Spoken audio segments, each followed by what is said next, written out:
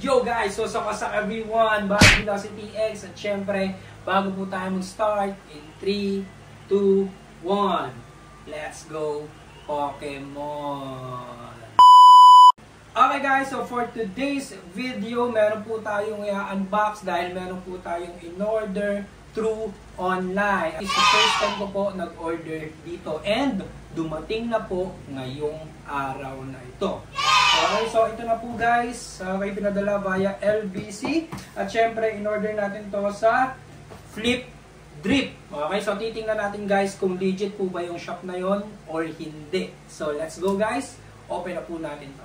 Pero bago natin i-open ang tuluyan, bakit ako nagkaroon na ito guys? Syempre magpapasalamat po muna ako sa aking panganay na anak na si Jarrell dahil siya po yung nagbigay na itong shoes na to. Yan, thank you darling. Ayan. So parang ang liit ng box. Ang liit ng box. Ito na siya mga lodi. Okay. Tingnan muna natin guys. Okay. So ito siya mga lodi. Adidas. Okay. Then meron siyang ganito.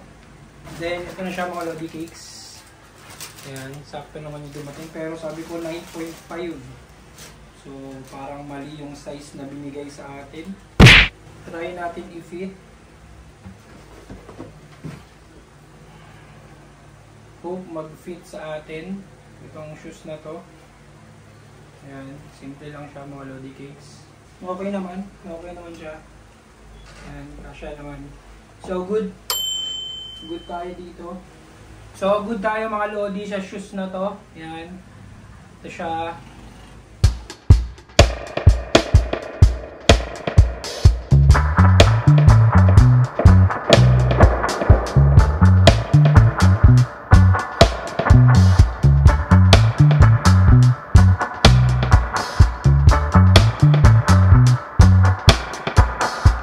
So yun, legit nga si Flip Drip. Maraming salamat. Syempre guys, sa mga gusto pong umorder ng shoes katulad nito, huwag po kayong mag-hesitate, mag-iwan ng comment sa comment box para ma-assist ko po kayo kung saan po pwede mag-order ng mga ganitong sapatos. Okay?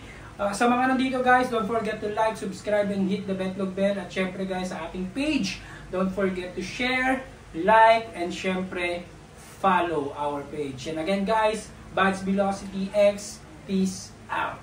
Sana all.